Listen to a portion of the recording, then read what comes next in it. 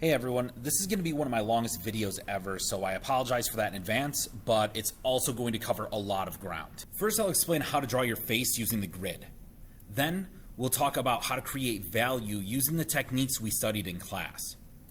Finally, we'll finish with something called the bokeh effect, which is what we will be using to create your background. Please make sure you watch the video all the way through, as I will be talking about issues I had while creating my piece, and giving you insight on how to avoid those issues yourself. Let's begin. In our last video, we learned how to put a grid on our paper and photo reference, then we label them alphanumerically. So now we have to learn how to use the grid to help us draw our portrait, and the way I do it is only slightly more complicated than connect the dots. So here's how it works. Remember back when we drew our still lifes, how I would tell you guys to look for points of reference?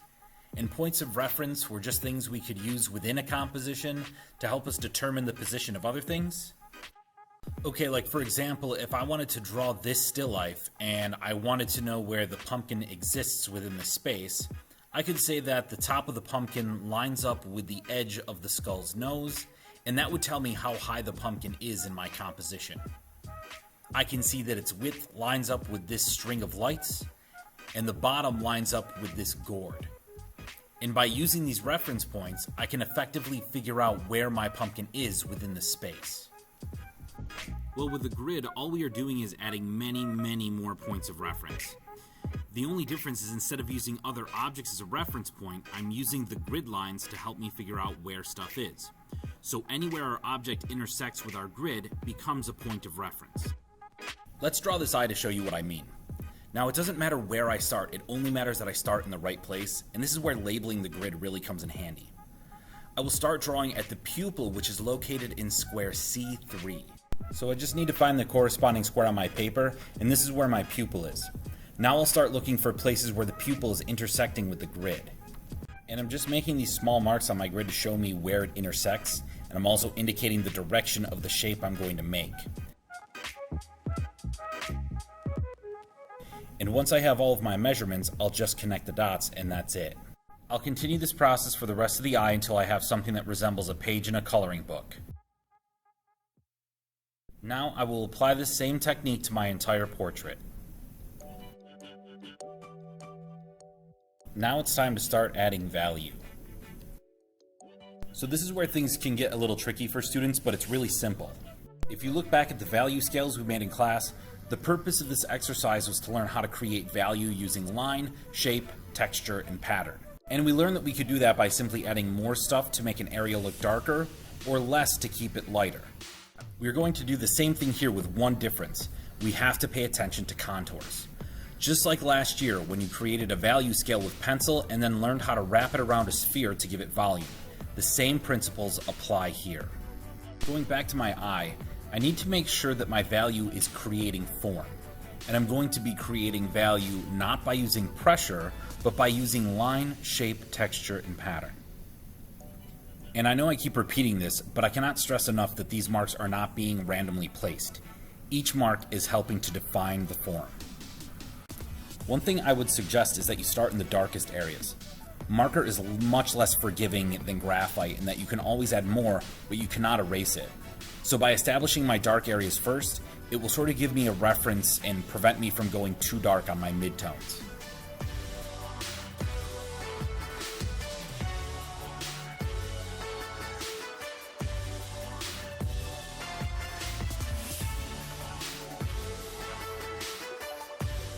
Here's a time-lapse video of me applying the same technique to my portrait. I will also periodically offer you some tips, starting with this one. Be creative, not afraid. So if you remember, this project is based on the work of Chuck Close. And when we looked at the photos of his work up close, it's actually pretty abstract. So don't be afraid to make wild patterns and shapes.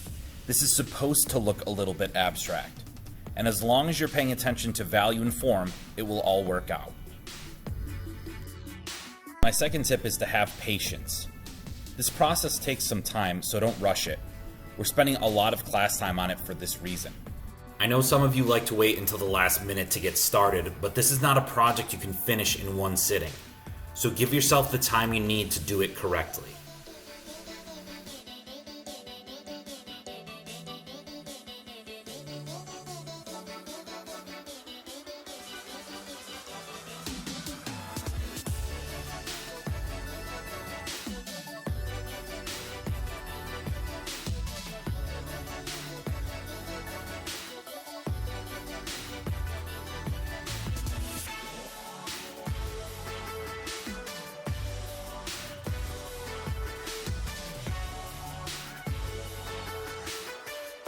For my last tip, check your work.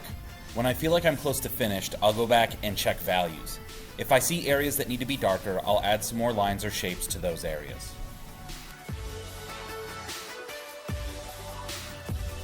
Finally, we'll add our background. For the background, we're going to apply something called the bokeh effect. This is something that you may have seen when you put your iPhone in portrait mode. The bokeh effect describes the blurred background effect that happens when you focus on an object in the foreground. We're going to do this by creating a photo reference, and then we're just going to freehand it behind our portraits. So to make our reference, we're going to go to photop.com. Photop is a free online photo editing software that I think is a great alternative to Photoshop.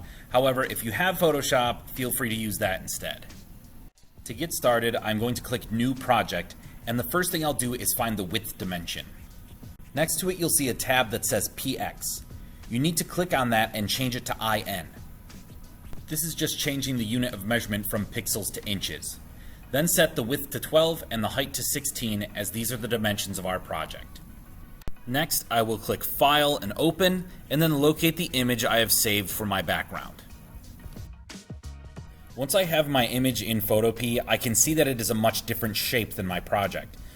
So I'm going to use the rectangle select to select the portion that I want. To do this, I'll select the icon, then click and drag it over the portion I want.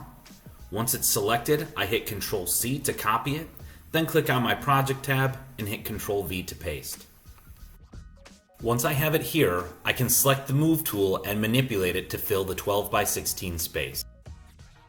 Now I need to add the effect, which we're going to do by simply adding a blur filter. In the menu, select Filter, Blur, Gaussian Blur. Once you apply the filter, you will have the option of blurring it as much or as little as you'd like. And that's pretty much it. Now, if you remember, I also asked you to get a photo of an object related to your background. And we're going to really make this stand out by adding that object in focus over the top of our blurred background. To do this, you need to open the file the same way we open our background image. Then, we will go to the Quick Selection tool, and you can really grab this any way that you want. Don't worry about it being perfect. This is just a photo reference, and all we really need this to do is help us figure out where everything will be in our composition. After I select the object, I copy and paste the same way as before, and then I adjust it to where I want it, keeping in mind where my portrait is.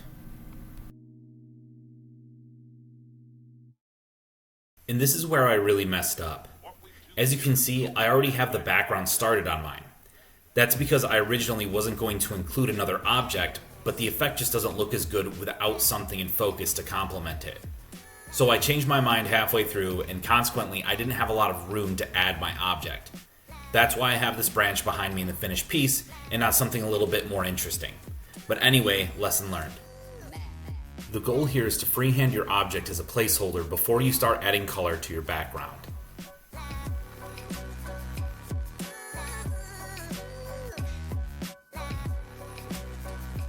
To start my background, I'm going to gather all of the colors that I see in my photo reference, and I'm also going to be using a colorless blender here, but that's completely optional. Now this may come off as a difficult process because our objects are so out of focus that we can't make them out.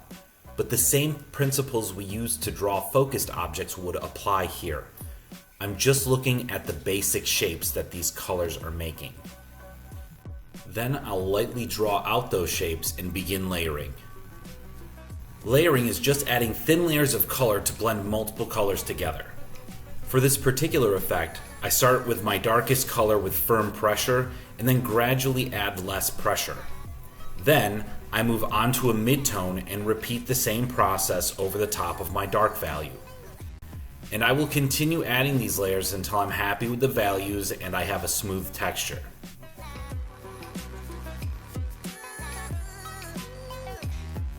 Then I will go back with my highlight.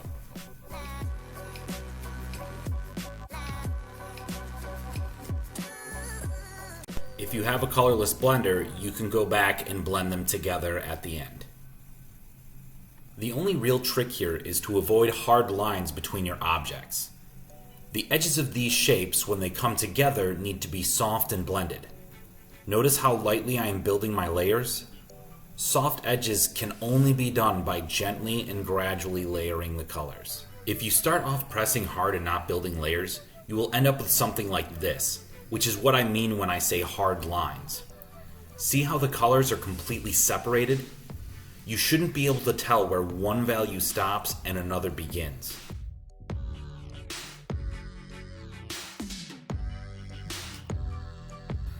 This is a time-lapse video of me finishing my background.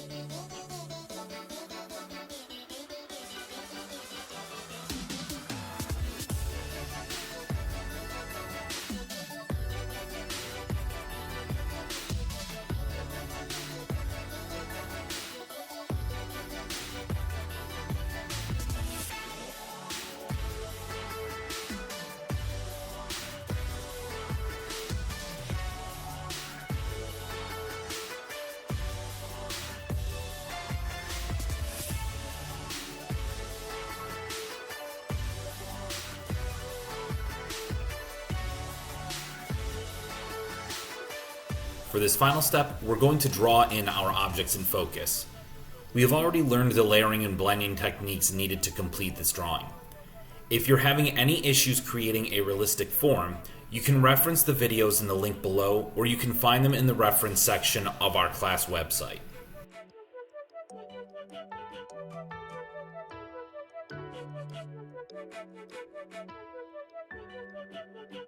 And that's it.